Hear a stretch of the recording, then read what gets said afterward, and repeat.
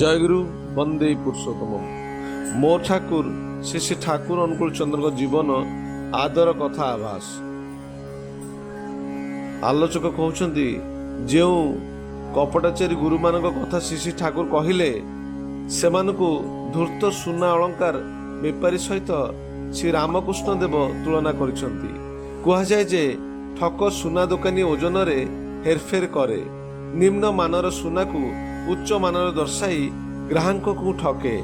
ଗୋଟିଏ ଠକ ସୁନା ଅଳଙ୍କାର ଦୋକାନର ଦୃଶ୍ୟ ଏହିପରି ହୋଇଥାଏ। ସୁନା ଅଳଙ୍କାର ଦୋକାନର ମାଲିକ ବେକରେ ତୁଳସୀ ଓ ସ୍ଫଟିକ ମାଳା ପିନ୍ଧି ଟଙ୍କା କାଉଣ୍ଟରରେ ବସିଛନ୍ତି।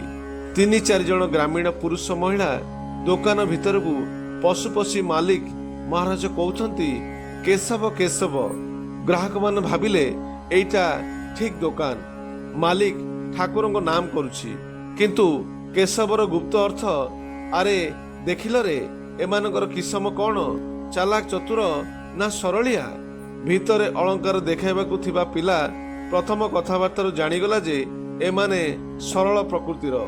ମାଲିକଙ୍କୁ ଡାକ ଦେଲା ଗୋପାଳ ଗୋପାଳ, ଅର୍ଥାତ୍ ଏମାନେ ଗୌଡ଼ ପରି ସରଳ ଓ ମୋଟା ବୁଦ୍ଧିଆ। ତାପରେ ଅଳଙ୍କାର ସବୁ ଗୋଟିକ ପରେ ଗୋଟିଏ କାଚ ଶୋକେସରୁ କାଢି ଦେଖାଉଥାଏ, ଆଉ ମାଲିକ ମହାରାଜକୁ ଶୁଣିବା ପରି ଭଳି କହୁଥାଏ, ହରି ହରି ହରି ହରି, ଅର୍ଥାତ୍ ଏମାନଙ୍କୁ ଠକିବି ତ। ମାଲିକ ଜବାବ ଦେଲେ, ହର ହର ହର ହର, ଅର୍ଥାତ୍ ହଁ ହଁ ଭଲ କରି ଠକ। ଏହି ନକଲି ଗୁରୁଙ୍କ ସମ୍ପର୍କରେ ସନ୍ଥ କବୀରଙ୍କର ଗୋଟିଏ ଉକ୍ତି, ବଚନ ଚାତୁରୀରେ ଜଗତକୁ ଠକିଲୁ, ସେଇ ଠକମନ ତତେ 84 ଲକ୍ଷ ଯୋନିରେ ଭ୍ରମଣ କରାଇବ। ଜୟଗୁରୁ ବନ୍ଦେ ପୁରୁଷୋତ୍ତମ।